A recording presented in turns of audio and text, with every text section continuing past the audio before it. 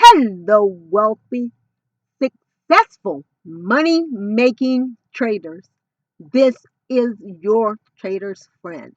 Thank you for joining me for another video. Guys, I'm so glad you can be here with me today. And I'd like to talk to you about making trading simple. And the reason for it is because I have seen some other videos and I am always looking for ways to enhance my own trading. So I've been looking at other videos and I have been conversing or chatting or whatever with other traders, and people are making this way too complicated. And the thing about it is, you buy into these sites and they just make this stuff so incredibly complicated. So let's see about simplifying this a bit. And for those of you who've been with me for a while, you already know. Let's keep this simple. So first, let's talk about times to enter the market. So there are times when you want to enter the market. You can enter the market at levels of resistance and levels of support, but make sure you have a valid candlestick confirming that reversal. Now, this is the Euro USD on the 4-hour time frame. And you can see I marked this line of resistance. The thing about support or resistance, the more times you hit that support or resistance, the more valid it is. And you see how I made a little two-headed monster, LOL. But you also have a lower high here. So if this was a head and shoulders, this is like a two-headed monster head and shoulders. So you can see where we hit this level of resistance here, we got to fall back and we come here, we come down, hit it again, and we have this really huge fall from it. And then we have it again. So what you're looking for, if you're coming near an area of support or resistance, and it's more an area than necessarily a line. So I went back and specifically found this line, but it's more of an area. So if you get near an area of support or resistance, and you have an engulf, for example. Let's go ahead and blow this up a bit. And hopefully I won't. Okay, good. So if you get near an area of previous resistance, and hopefully I didn't say support, but if you get near an area of previous resistance where price has already come and fallen, and you get an engulf, that's an indication that it's probably a good idea to enter this trade. When you enter trades, you're looking for the trades that are going to give you the edge, that are going to give you an advantage in the market. Same here. You come back to this exact same level and you're engulfed again. So that's the trade that you want to take. Now, the question becomes, where do you put your stops in these trades? You want your stop above the previous candle. If you're at support, you want it below the previous candle. Be extremely selective about your entries. Be extremely selective about your entries. If someone asks me the hardest thing about trading for me, the hardest thing about trading is waiting for a proper trade setup because it takes so long. But every day you are looking for a treasure. It's like a needle in a haystack. So when you are a short-term trader like I am, then you are less likely to get those killer home runs. So most of the trades that you enter as a short-term trader, then they're going to yield a minimum amount of profit, somewhere between 10 to 40 or 50. Chances are, and it's rare it does happen, but it's not going to happen very often, that you're going to get the trade off the 5-minute time frame that then gives you 200 pips or 400 pips. That is the kind of thing that you expect if you're waiting for the setup on a larger time frame. Let's take a look at some other charts as well. Now the question becomes, where do you place your stops? So let's take a look at This and all of this is past price action. It's Friday evening, so it's definitely past price action. But here you have this situation and you going short. Where would you put that initial stop? That initial stop, if you go short after this candle, is right above the previous candle, or it is below the previous candle if you're going long. Now, if you have janky price action like this, then you can move your soft stops above the swing highs. So the swing highs, you want to move your stop loss while keeping your hard stop here. And I do that sometimes. It depends on which market I'm trading as to how it is I move my stop.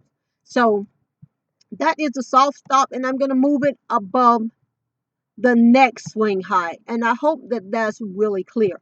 Now, for a different kind of market, then I want to move my stop in a different way. So if my hard stop is here, then I want to move my soft stop under the large pink candle. So here you are, that is that initial stop. And then you just progress under the large pink candles. Now I'm going to get to this fail coup candle because I think that it's important in your trading. And then we're going to look at today's price action. I could not make a live video today because I was with other traders. So I just have to show you high insight and explain what was going on in that market. So here you have a reversal. You have a bullish engulfing candle. And I have to say, for me, I find the most important thing I think a trader needs to know is how to read price action. And it appears to me that I am as successful reading price action as the people with all of the fancy words and the trading gadgets and the fancy platforms. It it just seems to me that it's not as difficult as people are making this. So we've already moved this. Now, this is the thing. If you have a market that is trending and you have an attempt to take price back in the direction that it was previously going and it fails, then chances are very strongly that the trend is going to continue. The important thing about these kind of situations to note, this is a very valid reversal pattern, but you have to look at where it is in the trend. So if you have a situation like this in a trend that does not have support, and when I say support, it doesn't have another bearish candle to support that decision, like here. You have a really large bearish candle saying, yeah, that was a good decision. Then chances are the trend is going to continue, and this is a buy opportunity. Here, you have two little candles. So in a situation like this, I just keep my stop right there. And then you're engulfed there and price continues. So this is a buy opportunity. This is also a buy opportunity. So these are times, if you miss the initial move, that you are looking to enter the market. Let's take a look at another chart. Guys, I have to come back to a previous chart because there are some things that I want to touch on here. So I want to say, if you get to a level of resistance or level of support and you do not have a reversal candle at that level, do not trade in the opposite direction. You can, if you do choose to do that, just say here you decided to short at the top, and you very well could do that. However, if then you get another bullish candle, then chances are you need to get out of that trade because chances are that trend is going to continue. The other thing I want to deal with before I move on, because I was talking about price being supported. So one of the things that I look for before I'm looking for a valid reversal is the amount of time that that trend has been going on, especially with short-term trends. So here you can see this is the 4-hour chart. So you can see that this trend was in force for 12 hours. And as a short-term trader, I'm looking for short opportunities. When I say short opportunities, where the market is moving a certain amount and then there's a pullback and blah, blah, blah. But you can see how we have an engulf right here. We have a bearish engulfing candle. And now this action is supported and price continues to fall down. So that's what I mean by support. However, if you had an engulf right here and then pretty soon thereafter you had a bullish candle, chances are that trend was going to continue, especially if you then came above this bearish candle to continue on in a bullish manner. So if you came back to engulf this, unless you're just in the chop, then chances are that trend is going to continue. Now let's look at today's price action. Now this is actually, I made notes on this because like I said, I was with other traders at the time. So here you can see where we're just kind of swinging. So I'm swinging with this price action back and forth. There's some nice little price action to swing with. However, you're not getting a lot of pips. So that's one of the things that you're going to find in most of your valid reversals or whatever on the shorter term time frame. You're getting a lot of candles, but there's not a lot of price action there. So pretty soon we're going in the opposite direction. This is that 730 candle. This is 735. And we just kind of get into this chop. So I'm waiting to see where price is really going to go. So where is it that I have the advantage? And this was at the time, this was at the time that I was with the other traders. So I couldn't very well make this video. But this is the first place that you really get a break in this market. Let's look at it. And you can see before it was just choppy. It's like, which way is the market really going? It's kind of hard to tell. Here is a bearish coup. I didn't really see this early. I'm just thinking about it now. So this is a bearish coup attempt that failed. And you have another attempt, it fails. So here you have an engulf. Here you don't. But right here you have an engulf and then that price action is supported. So once that price action is supported, you can enter that with the stop beneath this previous candle. So this is where your hard stop is. And you continue to follow that price action until you're ready to get out. Now, I went long again here.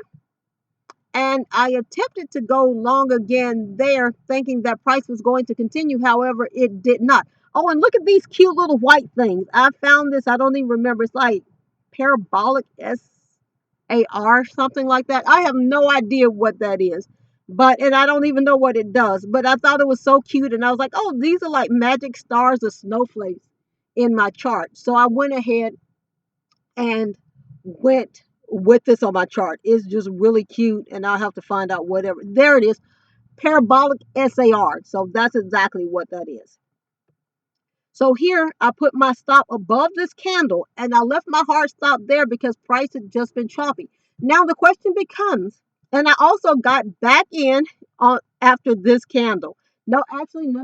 I got in on this candle with my stop below there, and I stayed in until about right here because price wasn't moving very much. And it's like, I'm over the market for the day. So I was in it longer than I usually am.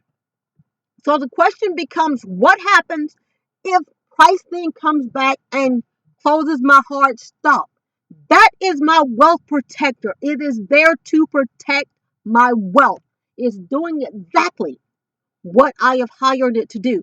Like I said, every trade that you take is a temporary employee. However, your wealth protectors are permanent. They are permanent staff. You want to always keep them because they are there to protect your money.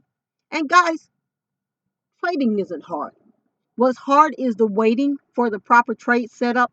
What's hard is while you're waiting, they are constantly baiting you to get you to enter a bad trade. So that's what's hard in the market. Trading itself is not hard. The last thing before I close, what is it that made me then take this to the short side? We are making a series of lower highs. And I drew this little trend line here. And no, you can see what happened. I had a trend line coming from there, the trend line from here. This was a lower high, and price wasn't going anywhere. That's why my stop was above there, because it was just kind of janky again. So at any rate, that's why I entered that to the short side, and you can see how far it came down. The biggest challenge I'm having too with the market is it's not, oh my word, it's not bleeding like it used to. It used to be you get in, get out, and Friday used to be my favorite trading day. However, none of my pairs really moved the way that I wanted to. The Euro USD was the best mover out of all three of the pairs that I traded today.